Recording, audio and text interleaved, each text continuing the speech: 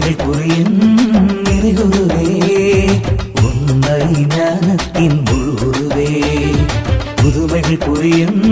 நிறைகுருவே உண்மை ஞானத்தின் முழுகுருவே உயிரினும் மேலாய்